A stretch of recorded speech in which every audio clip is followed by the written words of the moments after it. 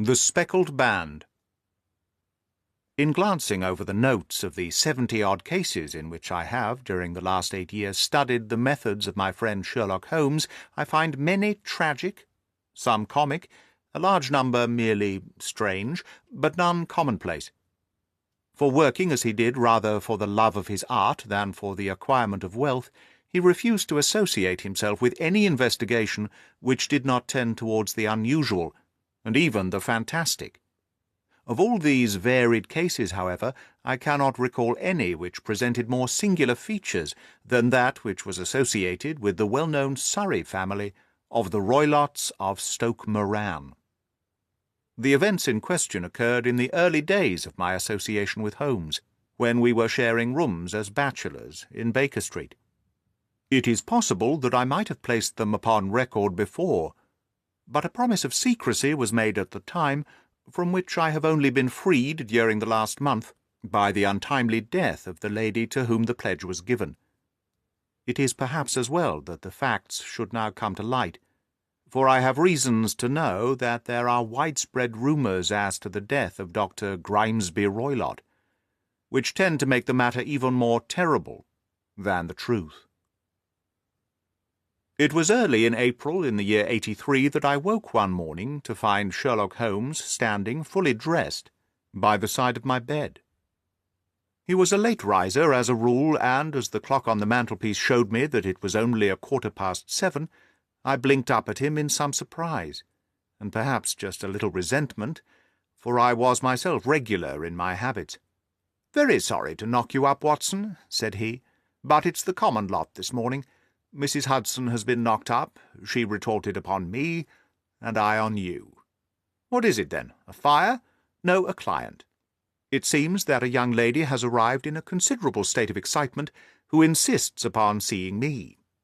She is waiting now in the sitting-room. Now, when young ladies wander about the metropolis at this hour of the morning, and knock sleepy people up out of their beds, I presume that it is something very pressing, which they have to communicate. Should it prove to be an interesting case, you would, I am sure, wish to follow it from the outset. I thought at any rate that I should call you and give you the chance. My dear fellow, I would not miss it for anything." I had no keener pleasure than in following Holmes in his professional investigations, and in admiring the rapid deductions, as swift as intuitions, and yet always founded on a logical basis, with which he unravelled the problems which were submitted to him. I rapidly threw on my clothes, and was ready in a few minutes to accompany my friend down to the sitting-room. A lady dressed in black and heavily veiled, who had been sitting in the window, rose as we entered. "Good morning, madam," said Holmes cheerily. "My name is Sherlock Holmes. This is my intimate friend and associate, Dr. Watson, before whom you can speak freely as before myself. I am glad to see that Mrs. Hudson has had the good sense to light the fire. Pray draw up to it, and I shall order you a cup of hot coffee, for I observe that you are shivering."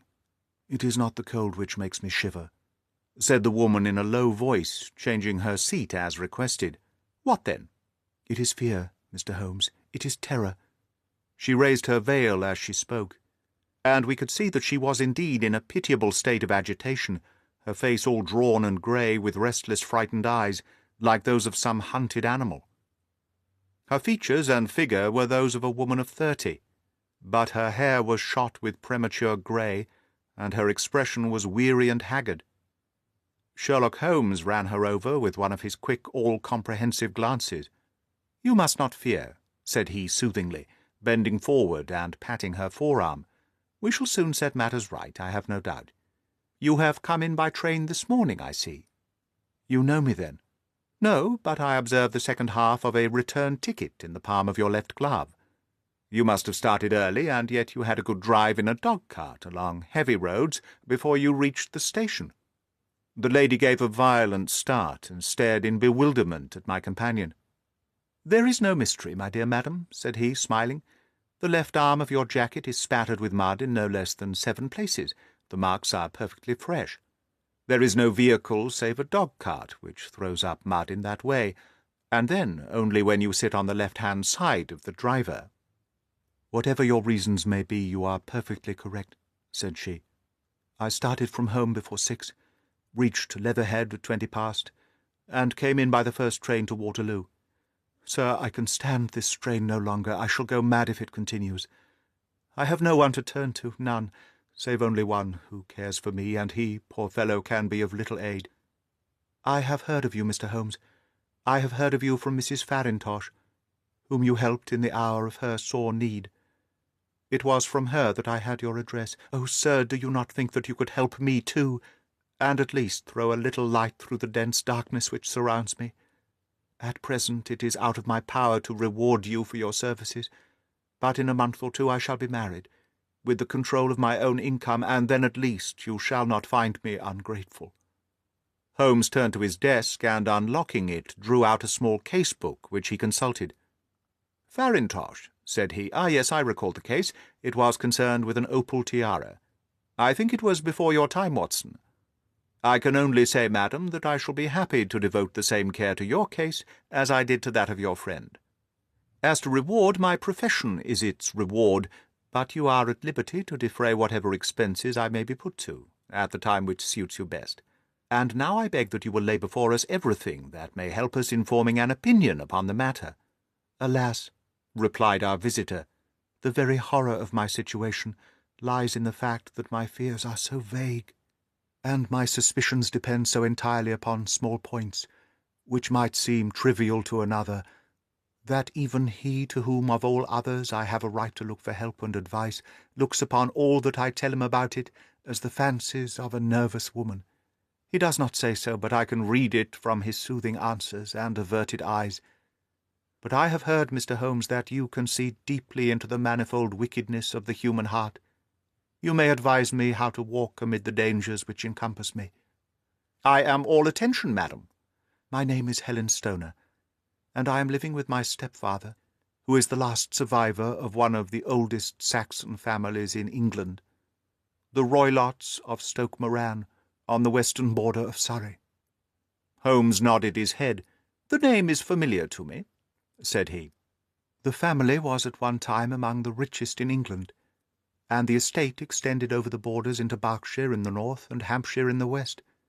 In the last century, however, 4 successive heirs were of a dissolute and wasteful disposition, and the family ruin was eventually completed by a gambler in the days of the Regency. Nothing was left save a few acres of ground and the 200-year-old house, which is itself crushed under a heavy mortgage. The last squire dragged out his existence there, living the horrible life of an aristocrat pauper.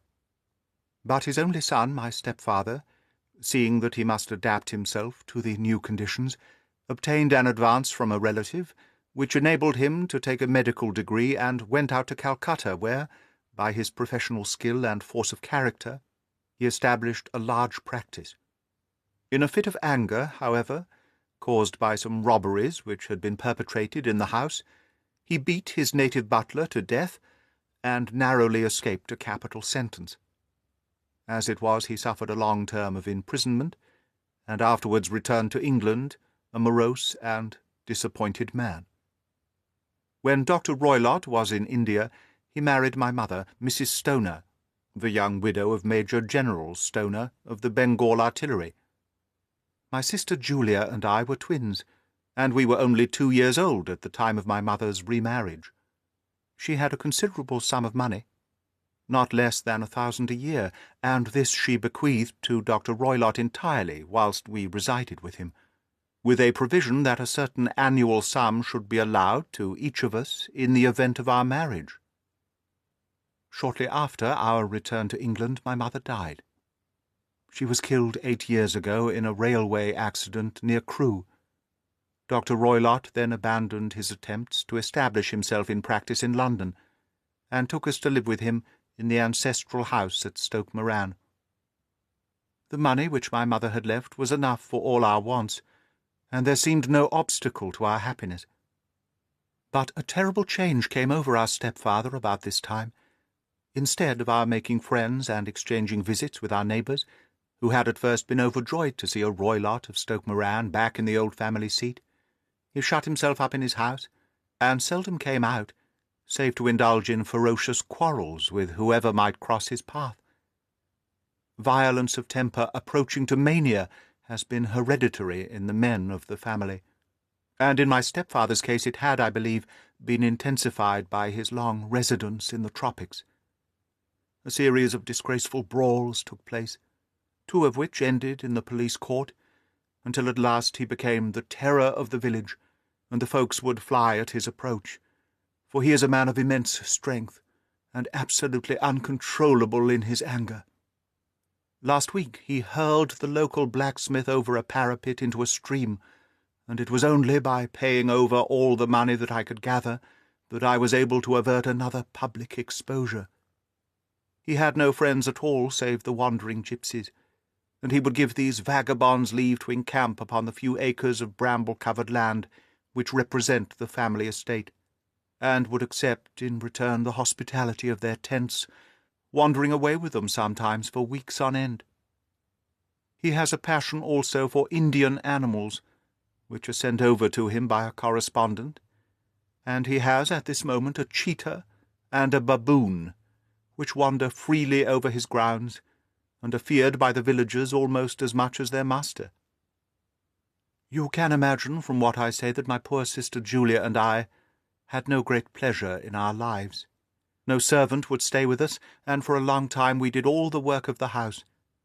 She was but 30 at the time of her death, and yet her hair had already begun to whiten, even as mine has. Your sister is dead, then?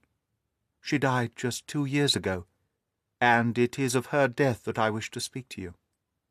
You can understand that, living the life which I have described, we were little likely to see anyone of our own age and position. We had, however, an aunt, my mother's maiden sister, Miss Honoria Westphale, who lives near Harrow, and we were occasionally allowed to pay short visits at this lady's house. Julia went there at Christmas 2 years ago, and met there a half-pay Major of Marines, to whom she became engaged. My stepfather learnt of the engagement when my sister returned, and offered no objection to the marriage. But within a fortnight of the day which had been fixed for the wedding, the terrible event occurred which has deprived me of my only companion. Sherlock Holmes had been leaning back in his chair with his eyes closed, and his head sunk in a cushion, but he half opened his lids now and glanced across at his visitor. "Pray be precise as to the details," said he. "It is easy for me to be so, for every event of that dreadful time is seared into my memory. The manor-house is, as I have already said, very old, and only one wing is now inhabited. The bedrooms in this wing are on the ground floor, the sitting-rooms being in the central block of the buildings. Of these bedrooms, the first is Dr. Roylott's, the second my sister's, and the third my own. There is no communication between them, but they all open out into the same corridor. Do I make myself plain? Perfectly so. The windows of the 3 rooms open out upon the lawn. That fateful night Dr. Roylott had gone to his room early, though we knew that he had not retired to rest, for my sister was troubled by the smell of the strong Indian cigars which it was his custom to smoke. She left her room, therefore, and came into mine, where she sat for some time, chatting about her approaching wedding. At 11 o'clock she rose to leave me, but she paused at the door and looked back. "Tell me, Helen," said she, "have you ever heard anyone whistle in the dead of night?" "Never," said I. "I suppose that you could not possibly whistle yourself in your sleep?" "Certainly not. But why?" "Because during the last few nights I have always, about 3 in the morning, heard a low, clear whistle. I am a light sleeper, and it has awakened me. I cannot tell where it came from, perhaps from the next room, perhaps from the lawn. I thought that I would just ask you whether you had heard it." "No, I have not." "It must be those wretched gipsies in the plantation. Very likely. And yet if it were on the lawn, I wonder that you did not hear it also." "Ah, but I sleep more heavily than you." "Well, it is of no great consequence, at any rate." She smiled back at me, closed my door, and a few moments later I heard her key turn in the lock. "Indeed," said Holmes. "Was it your custom always to lock yourselves in at night?" "Always." "And why?" "I think that I mentioned to you that the doctor kept a cheetah and a baboon. We had no feeling of security unless our doors were locked." "Quite so. Pray proceed with your statement." I could not sleep that night. A vague feeling of impending misfortune impressed me. My sister and I, you will recollect, were twins, and you know how subtle are the links which bind two souls which are so closely allied. It was a wild night. The wind was howling outside, and the rain was beating and splashing against the windows. Suddenly, amidst all the hubbub of the gale, there burst forth the wild scream of a terrified woman. I knew that it was my sister's voice. I sprang from my bed, wrapped a shawl round me, and rushed into the corridor. As I opened my door, I seemed to hear a low whistle such as my sister described, and a few moments later a clanging sound, as if a mass of metal had fallen. As I ran down the passage, my sister's door was unlocked, and revolved slowly upon its hinges. I stared at it, horror-stricken, not knowing what was about to issue from it. By the light of the corridor lamp I saw my sister appear at the opening, her face blanched with terror, her hands groping for help, her whole figure swaying to and fro like that of a drunkard. I ran to her and threw my arms round her, but at that moment her knees seemed to give way, and she fell to the ground. She writhed as one who is in terrible pain, and her limbs were dreadfully convulsed. At first I thought that she had not recognized me, but as I bent over her, she suddenly shrieked out in a voice which I shall never forget, "Oh, my God, Helen! It was the band, the Speckled band!" There was something else which she would fain have said, and she stabbed with her finger into the air in the direction of the doctor's room. But a fresh convulsion seized her and choked her words. I rushed out, calling loudly for my stepfather, and I met him hastening from his room in his dressing-gown. When he reached my sister's side, she was unconscious, and though he poured brandy down her throat and sent for medical aid in the village, all efforts were in vain, for she slowly sank and died without having recovered her consciousness. Such was the dreadful end of my beloved sister. "One moment," said Holmes. "Are you sure about this whistle and metallic sound? Could you swear to it?"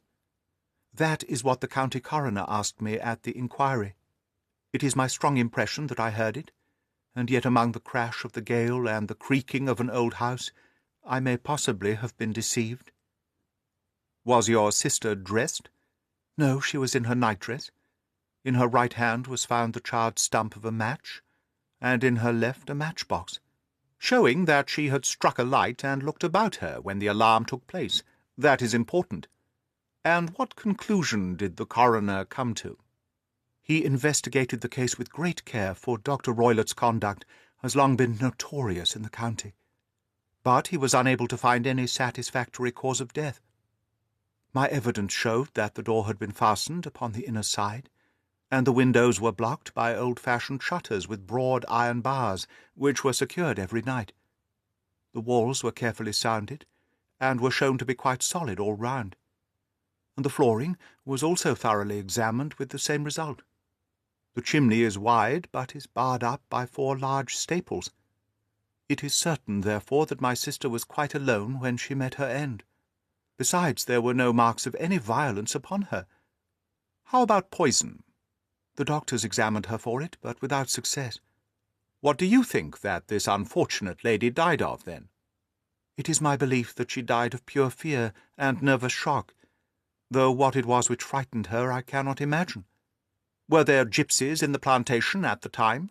"Yes, there are nearly always some there." "Ah, and what did you gather from this allusion to a band? A speckled band?"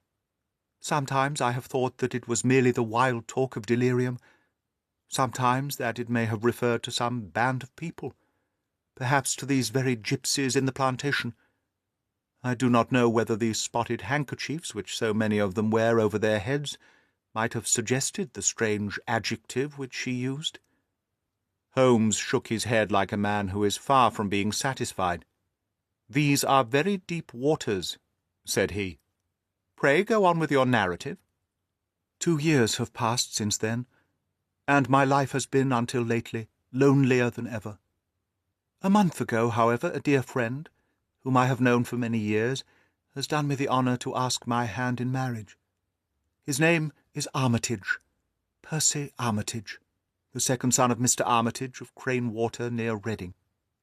My stepfather has offered no opposition to the match, and we are to be married in the course of the spring. 2 days ago some repairs were started in the west wing of the building, and my bedroom wall has been pierced, so that I have had to move into the chamber in which my sister died, and to sleep in the very bed in which she slept.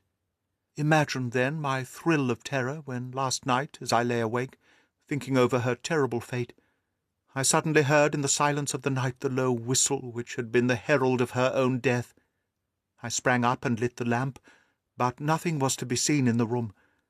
I was too shaken to go to bed again, however, so I dressed, and as soon as it was daylight I slipped down, got a dog-cart at the Crown Inn, which is opposite, and drove to Leatherhead, from whence I have come on this morning, with the one object of seeing you and asking your advice." "You have done wisely," said my friend. "But have you told me all?" "Yes, all." "Miss Roylott, you have not. You are screening your stepfather." "Why, what do you mean?" For answer, Holmes pushed back the frill of black lace which fringed the hand that lay upon our visitor's knee. 5 little livid spots, the marks of 4 fingers and a thumb, were printed upon the white wrist. "You have been cruelly used," said Holmes. The lady coloured deeply and covered over her injured wrist. "He is a hard man," she said, "and perhaps he hardly knows his own strength." There was a long silence, during which Holmes leaned his chin upon his hands and stared into the crackling fire. "This is a very deep business," he said at last. "There are 1,000 details which I should desire to know before I decide upon our course of action. Yet we have not a moment to lose. If we were to come to Stoke Moran today, would it be possible for us to see over these rooms without the knowledge of your stepfather? As it happens, he spoke of coming into town today upon some most important business. It is probable that he will be away all day, and that there would be nothing to disturb you. We have a housekeeper now, but she is old and foolish, and I could easily get her out of the way." "Excellent. You are not averse to this trip, Watson?" "By no means. Then we shall both come. What are you going to do yourself?" "I have 1 or 2 things which I would wish to do now that I am in town, but I shall return by the 12 o'clock train, so as to be there in time for your coming." "And you may expect us early in the afternoon. I have myself some small business matters to attend to." "Will you not wait and breakfast?" "No, I must go. My heart is lightened already since I have confided my trouble to you. I shall look forward to seeing you again this afternoon." She dropped her thick black veil over her face and glided from the room. "And what do you think of it all, Watson?" asked Sherlock Holmes, leaning back in his chair. "It seems to me to be a most dark and sinister business. Dark enough and sinister enough. Yet if the lady is correct in saying that the floor and walls are sound, and that the door, window, and chimney are impassable, then her sister must have been undoubtedly alone when she met her mysterious end. What becomes, then, of these nocturnal whistles, and what of the very peculiar words of the dying woman? I cannot think. When you combine the ideas of whistles at night, the presence of a band of gipsies who are on intimate terms with this old doctor, the fact we have every reason to believe that the doctor has an interest in preventing his stepdaughter's marriage, the dying allusion to a band, and finally the fact that Miss Helen Stoner heard a metallic clang, which might have been caused by one of those metal bars which secured the shutters falling back into their place, I think there is good ground to think that the mystery may be cleared along those lines. But what then did the gipsies do? I cannot imagine. I see many objections to any such a theory. And so do I. It is precisely for that reason that we are going to Stoke Moran this day. I want to see whether the objections are fatal, or if they may be explained away." "But what, in the name of the devil—" The ejaculation had been drawn from my companion by the fact that our door had been suddenly dashed open, and that a huge man framed himself in the aperture. His costume was a peculiar mixture of the professional and of the agricultural, having a black top hat, a long frock-coat, and a pair of high gaiters, with a hunting crop swinging in his hand. So tall was he that his hat actually brushed the crossbar of the doorway, and his breadth seemed to span it across from side to side. A large face, seared with 1,000 wrinkles, burned yellow with the sun, and marked with every evil passion, was turned from one to the other of us, while his deep-set, bile-shot eyes and the high, thin, fleshless nose gave him somewhat the resemblance to a fierce old bird of prey. "Which of you is Holmes?" asked this apparition. "My name, sir, but you have the advantage of me," said my companion quietly. "I am Dr. Grimesby Roylott of Stoke Moran." "Indeed, doctor," said Holmes blandly. "Pray take a seat." "I will do nothing of the kind. My stepdaughter has been here. I have traced her. What has she been saying to you?" "It is a little cold for the time of year," said Holmes. "What has she been saying to you?" screamed the old man furiously. "But I have heard that the crocuses promise well," continued my companion imperturbably. "Ha! You put me off, do you?" said our new visitor, taking a step forward and shaking his hunting crop. "I know you, you scoundrel. I've heard of you before. You are Holmes the meddler." My friend smiled. "Holmes the busybody." His smile broadened. "Holmes the Scotland Yard Jack in office." Holmes chuckled heartily. "Your conversation is most entertaining," said he. "When you go out, close the door, for there is a decided draught." "I will go when I have had my say. Don't you dare to meddle with my affairs. I know that Miss Stoner has been here. I traced her. I am a dangerous man to fall foul of. See here." He stepped swiftly forward, seized the poker, and bent it into a curve with his huge brown hands. "See that you keep yourself out of my grip," he snarled, and hurling the twisted poker into the fireplace, he strode out of the room. "He seems a very amiable person," said Holmes, laughing. "I am not quite so bulky, but if he had remained I might have shown him that my grip was not much more feeble than his own." As he spoke he picked up the steel poker, and with a sudden effort straightened it out again. "Fancy his having the insolence to confound me with the official detective force. This incident gives zest to our investigation, however, and I only trust that our little friend will not suffer from her imprudence in allowing this brute to trace her. And now, Watson, we shall order breakfast, and afterwards I shall walk down to Doctors' Commons, where I hope to get some data which may help us in this matter." It was nearly 1 o'clock when Sherlock Holmes returned from his excursion. He held in his hand a sheet of blue paper, scrawled over with notes and figures. "I have seen the will of the deceased wife," said he.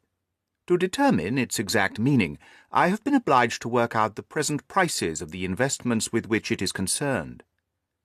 The total income, which at the time of the wife's death was little short of £1,100, is now, through the fall in agricultural prices, not more than £750.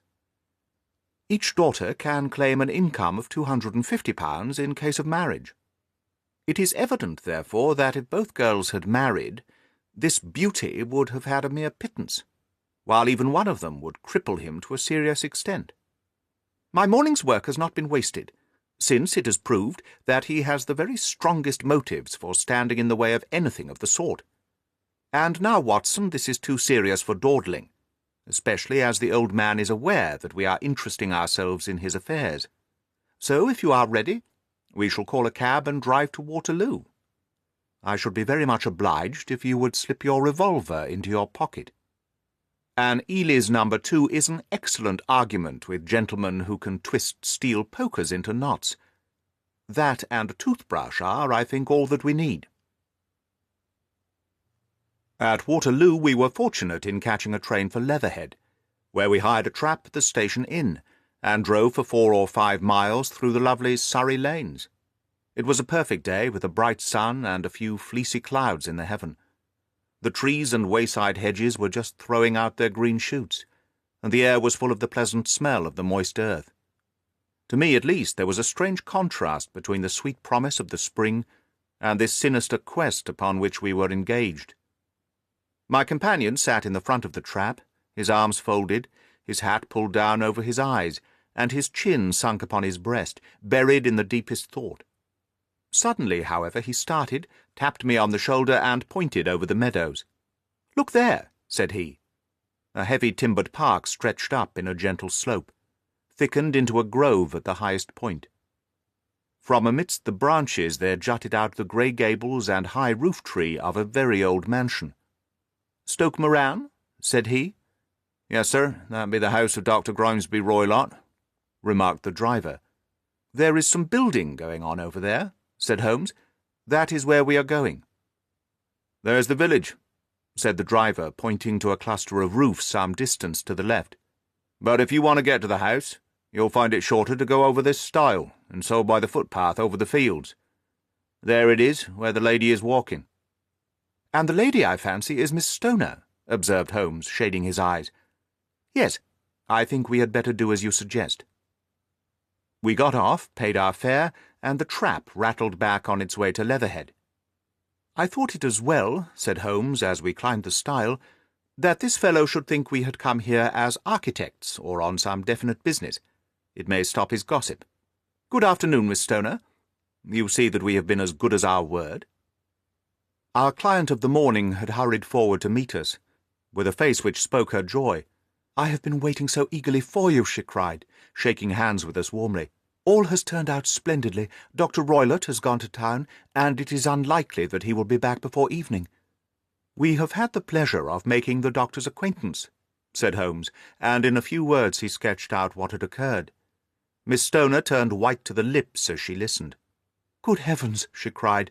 "He has followed me, then?" "So it appears." "He is so cunning that I never know when I am safe from him. What will he say when he returns?" "He must guard himself, for he may find that there is someone more cunning than himself upon his track. You must lock yourself from him tonight. If he is violent, we shall take you away to your aunt's at Harrow. Now, we must make the best use of our time, so kindly take us at once to the rooms which we are to examine." The building was of grey lichen-blotched stone, with a high central portion and two curving wings like the claws of a crab thrown out on each side. In one of these wings the windows were broken and blocked with wooden boards, while the roof was partly caved in, a picture of ruin. The central portion was in little better repair, but the right-hand block was comparatively modern, and the blinds in the windows, with the blue smoke curling up from the chimneys, showed that this was where the family resided. Some scaffolding had been erected against the end wall, and the stonework had been broken into. But there were no signs of any workmen at the moment of our visit. Holmes walked slowly up and down the ill-trimmed lawn, and examined with deep attention the outsides of the windows. "This, I take it, belongs to the room in which you used to sleep. The centre one to your sister's, and the one next to the main building to Dr. Roylott's chamber." "Exactly so, but I am now sleeping in the middle one, pending the alterations, as I understand. By the way, there does not seem to be any very pressing need for repairs at that end wall." "There were none. I believe that it was an excuse to move me from my room." "Ah, that is suggestive. Now, on the other side of this narrow wing runs the corridor from which these three rooms open. There are windows in it, of course?" "Yes, but very small ones, too narrow for anyone to pass through. As you both locked your doors at night, your rooms were unapproachable from that side. Now, would you have the kindness to go into your room and to bar your shutters?" Miss Stoner did so, and Holmes, after a careful examination through the open window, endeavoured in every way to force the shutter open, but without success. There was no slit through which a knife could be passed to raise the bar. Then, with his lens, he tested the hinges, but they were of solid iron, built firmly into the massive masonry. Said he, scratching his chin in some perplexity. "My theory certainly presents some difficulties. No one could pass these shutters if they were bolted. Well, we shall see if the inside throws any light upon the matter." A small side door led into the whitewashed corridor from which the three bedrooms opened. Holmes refused to examine the third chamber, so we passed at once to the second, that in which Miss Stoner was now sleeping, and in which her sister had met her fate. It was a homely little room, with a low ceiling and a gaping fireplace, after the fashion of old country houses. A brown chest of drawers stood in one corner, a narrow white counterpaned bed in another, and a dressing-table on the left-hand side of the window. These articles, with 2 small wicker-work chairs, made up all the furniture in the room, save for a square of Wilton carpet in the centre. The boards round, and the panelling of the walls were brown, worm-eaten oak, so old and discoloured that it may have dated from the original building of the house. Holmes drew one of the chairs into a corner and sat silent, while his eyes travelled round and up and down, taking in every detail of the apartment. "Where does that bell communicate with?" he asked at last, pointing to a thick bell-rope which hung down beside the bed, the tassel actually lying upon the pillow. "It goes to the housekeeper's room. It looks newer than the other things." "Yes, it was only put there a couple of years ago." "Your sister asked for it, I suppose?" "No, I never heard of her using it. We used always to get what we wanted for ourselves." "Indeed, it seems unnecessary to put so nice a bell-pull there. You will excuse me for a few minutes while I satisfy myself as to this floor." He threw himself down upon his face with his lens in his hand and crawled swiftly backwards and forwards, examining minutely the cracks between the boards. Then he did the same with the woodwork with which the chamber was panelled. Finally he walked over to the bed and spent some time in staring at it and running his eye up and down the wall. Finally he took the bell-rope in his hand and gave it a brisk tug. "Why, it's a dummy," said he. "Won't it ring?" "No, it is not even attached to a wire. This is very interesting. You can see now that it is fastened to a hook just above where the little opening of the ventilator is." "How very absurd! I never noticed that before." "Very strange," muttered Holmes, pulling at the rope. "There are 1 or 2 very singular points about this room. For example, what a fool a builder must be to open a ventilator into another room, when, with the same trouble, he might have communicated with the outside air." "That is also quite modern," said the lady. "Done about the same time as the bell-rope," remarked Holmes. "Yes, there were several little changes carried out about that time. They seem to have been of a most interesting character. Dummy bell-ropes and ventilators which do not ventilate. With your permission, Miss Stoner, we shall now carry our researches into the inner apartment." Dr. Grimesby Roylott's chamber was larger than that of his stepdaughter, but was plainly furnished. A camp bed, a small wooden shelf full of books, mostly of a technical character, an armchair beside the bed, a plain wooden chair against the wall, a round table, and a large iron safe were the principal things which met the eye. Holmes walked slowly round and examined each and all of them with the keenest interest. "What's in here?" he asked, tapping the safe. "My stepfather's business papers." "Oh, you have seen inside, then?" "Only once, some years ago. I remember that it was full of papers." "There isn't a cat in it, for example?" "No, what a strange idea." "Well, look at this." He took up a small saucer of milk which stood on the top of it. "No, we don't keep a cat." "But there is a cheetah and a baboon." "Ah, yes, of course. Well, a cheetah is just a big cat, and yet a saucer of milk does not go very far in satisfying its wants, I dare say. There is one point which I should wish to determine." He squatted down in front of the wooden chair and examined the seat of it with the greatest attention. "Thank you, that is quite settled," said he, rising and putting his lens in his pocket. "Hello, here is something interesting."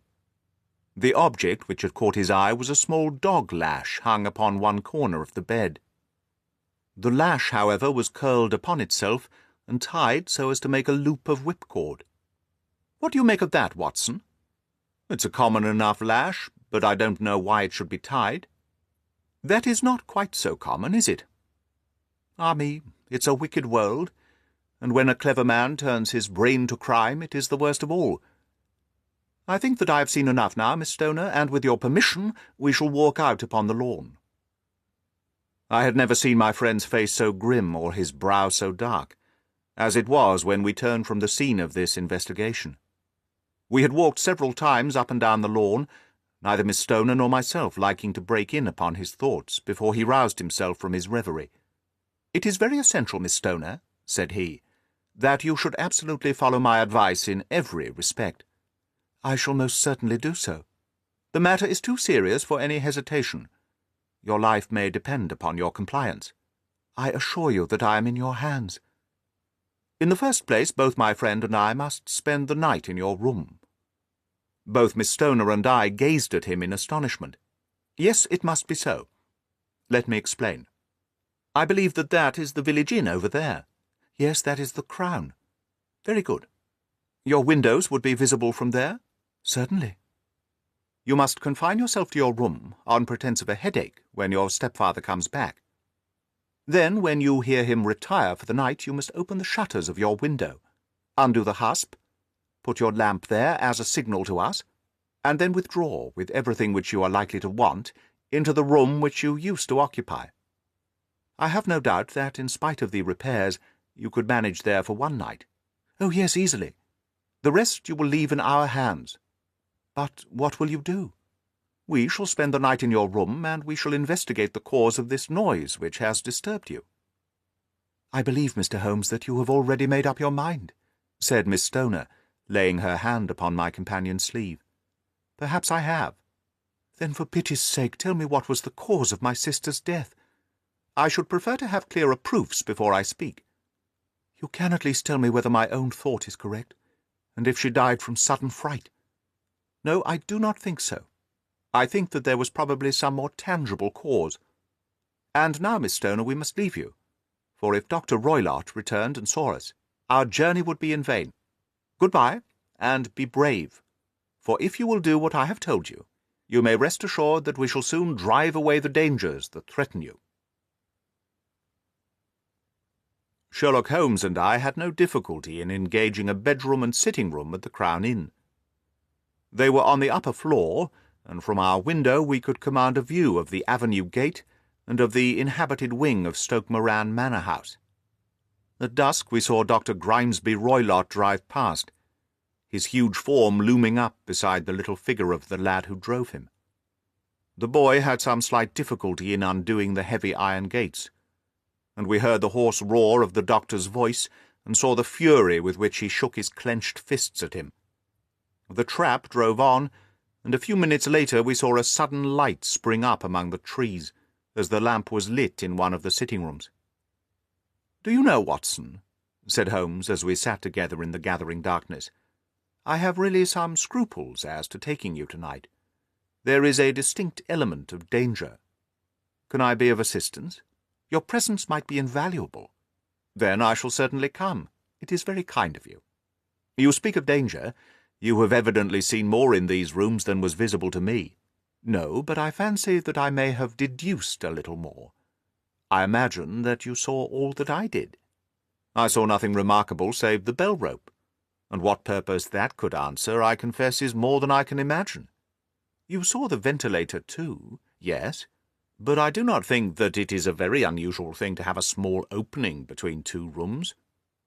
It was so small that a rat could hardly pass through." "I knew that we should find a ventilator before ever we came to Stoke Moran." "My dear Holmes!" "Oh, yes, I did." "You remember, in her statement, she said that her sister could smell Dr. Roylott's cigar. Now, of course, that suggests at once that there must be a communication between the two rooms. It could only be a small one, or it would have been remarked upon at the coroner's inquiry. I deduced a ventilator." "But what harm can there be in that?" "Well, there is at least a curious coincidence of dates. A ventilator is made, a cord is hung, and a lady who sleeps in the bed dies. Does not that strike you? I cannot as yet see any connection. Did you observe anything very peculiar about that bed?" "No. It was clamped to the floor. Did you ever see a bed fastened like that before?" "I cannot say that I have." "The lady could not move her bed. It must always be in the same relative position to the ventilator and to the rope, for so we may call it, since it was clearly never meant for a bell-pull." "Holmes," I cried, "I seem to see dimly what you are hitting at. We are only just in time to prevent some subtle and horrible crime." "Subtle enough and horrible enough.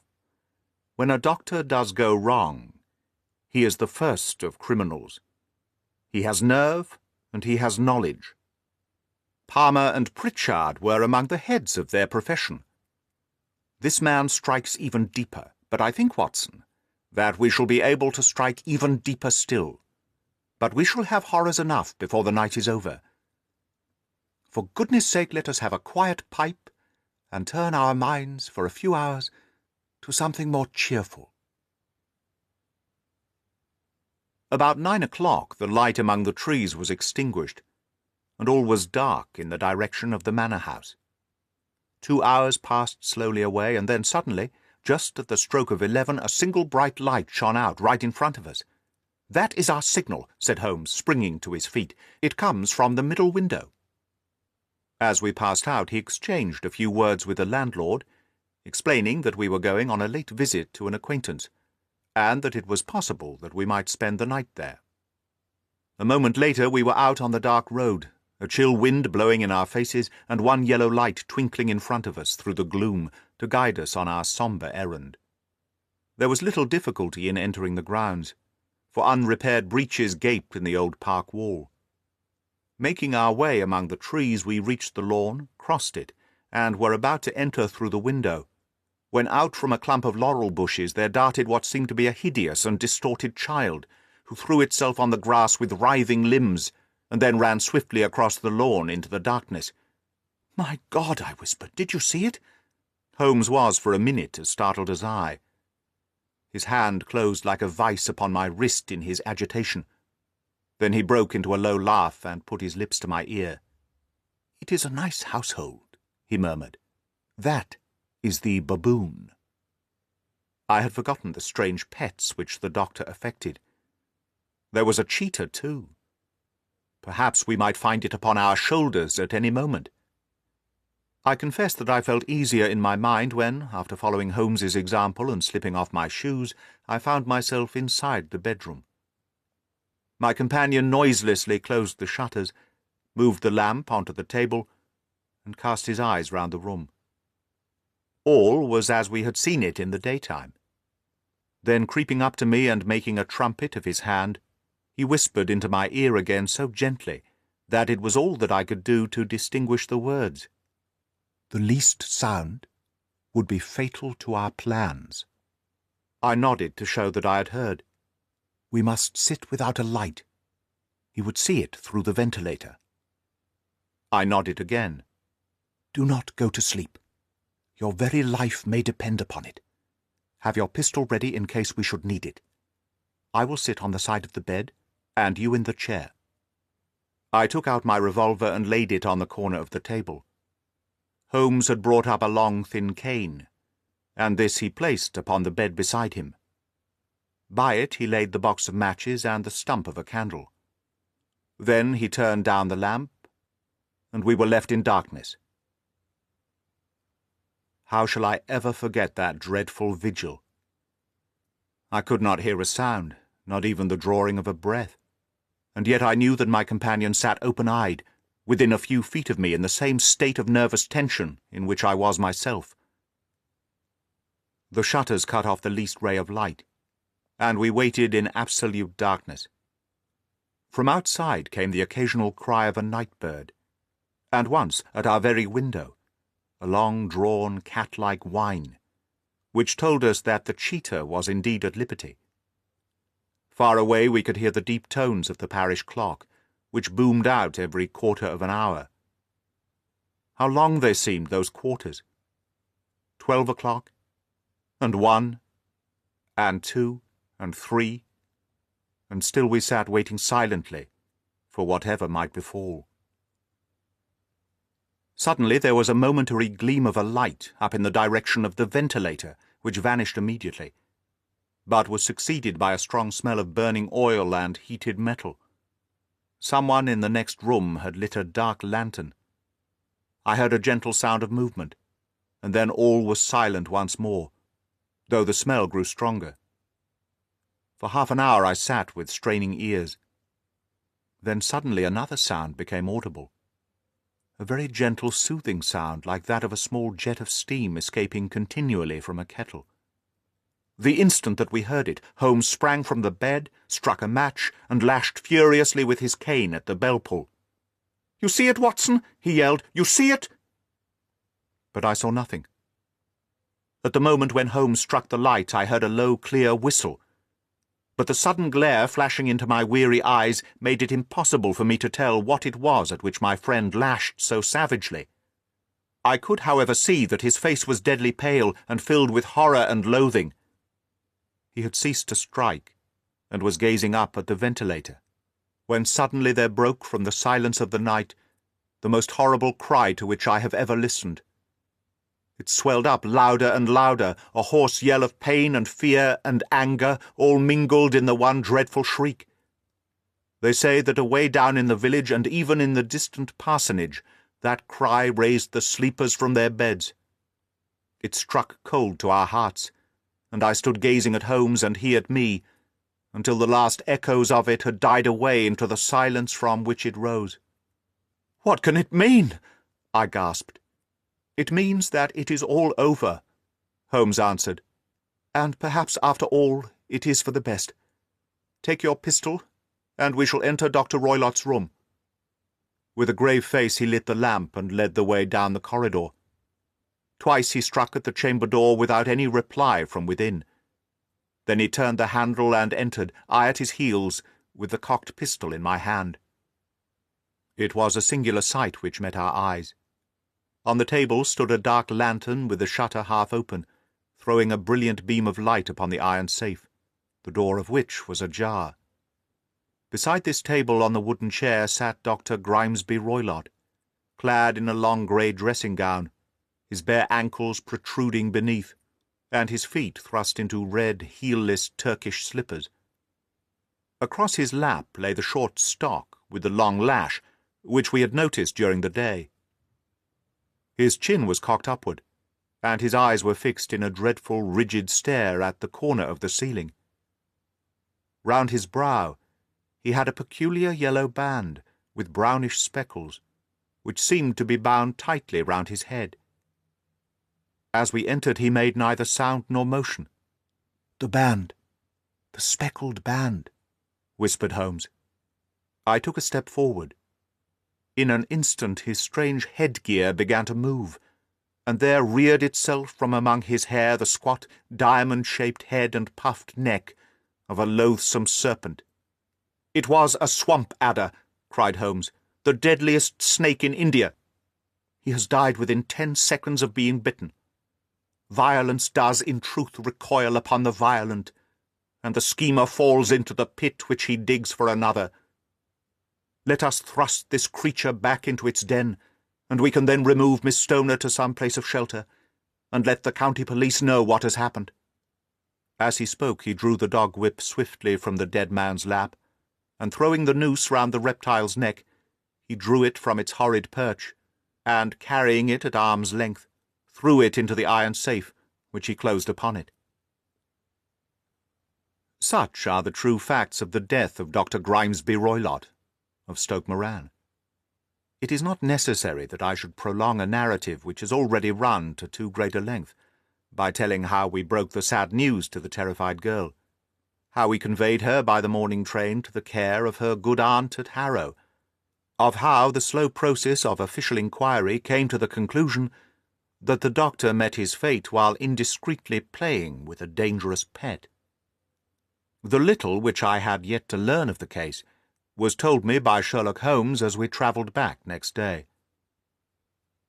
"I had," said he, "come to an entirely erroneous conclusion, which shows, my dear Watson, how dangerous it always is to reason from insufficient data.